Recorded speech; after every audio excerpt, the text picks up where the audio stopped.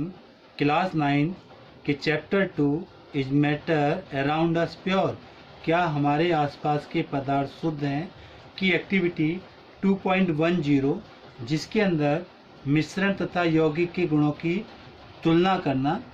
आज मैं जो एक्टिविटी इसमें करके दिखाऊंगा कि जो मिश्रण है उसको किस प्रकार हम भौतिक विधि या चुंबकीय पृथक्करण द्वारा अलग कर सकते हैं, और बाकी जो इसके अन्य गतिविधि वाला भाग है उसको हम समझने की कोशिश करेंगे। इसके लिए जो आवश्यक सामग्री है हमें चाहिए क्या, सल्फर या गंधक, लोह चूर्ण, एक चुंबक, चाइना डिश और वॉच गिलास। तो सबसे पहले एक चुंबक को मैं कागज़ में रख रहा हूँ। इससे क्या होगा कि मेरे को लोह चूर्ण आराम से इससे अलग करने में आसानी होगी। तो सबसे पहले मैं इस सल्फर के ऊपर और आयरन के चूर्ण के ऊपर लेके आया और इधर से मैंने कागज़ में से चुंबक को निकाला, आयरन अलग। फिर दोबारा से मैं लेकर आता हूँ तो मैं लोहा जो है चुंबक पर चिपक गया और ये वॉच गिलास में मैं एकत्रित कर रहा हूँ। हालांकि इसके साथ कुछ फाइन सल्फर पार्टिकल भी आ रहे हैं। तो इस प्रकार हम सल्फर और लोह चूर्ण को अलग कर सकते हैं। तो जैसा कि हमारा उद्देश्य था मिश्रण तथा यौगिक के गुणों की तुलना करना, आवश्यक सामग्री हमारी सल्फर, लोह चूर्ण, चीनी मिट्टी की प्याली, कार्बन डाइसल्फाइड, हाइड्रोक्लोरिक अम्ल या सल्फ्यूरिक अम्ल और चुंबक। प्रयोग विधि, सबसे पहले आयरन तथा सल्फर का 5:3 ग्राम में एक मिश्रण तैयार किया, यानी 5 ग्राम आयरन और 3 ग्राम सल्फर।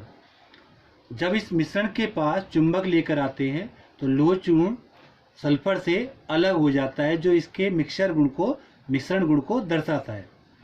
इसी प्रकार जब इस लोह चूर्ण और गंधक के मिश्रण में कार्बन डाइसल्फाइड डालते हैं तो कार्बन डाइसल्फाइड सल्फर को घोल लेती है और लोहा शेष रह जाता है। ये भी इसके मिश्रण गुण को प्रदर्शित करता है क्योंकि हम दोनों को अलग कर पा रहे हैं।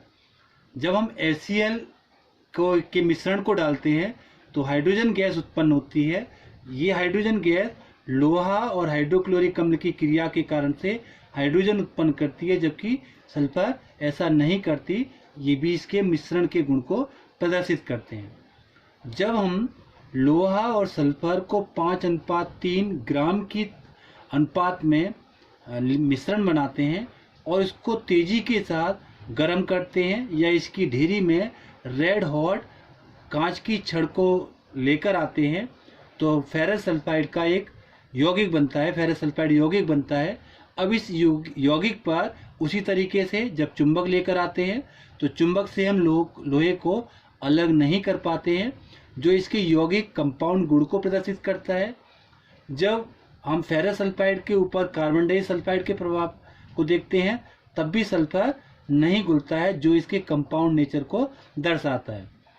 जब फेरस सल्फाइड जो हमारा गर्म करने के बाद बना था HCl डालते हैं तो अब हाइड्रोजन गैस ना बन करके हाइड्रोजन सल्फाइड गैस बनती है, जो फेरस सल्फाइड बनने के कारण से संभव हो सका। तो इस प्रकार हमने ये जाना कि मिश्रण को हम उसके घटक से अलग कर सकते हैं और स्वतंत्र गुण दर्शाते हैं। या तो लोहे का गुण आ रहा था या सल्फर का गुण आ रहा था, लेकिन जब इनको यौगिक में बदल दिया गया तो आयरन या सल्फर के इंडिविजुअल कैरेक्टर नहीं आ रहे थे और एक यौगिक के ही गुण आ रहे थे। Thank you for watching this video.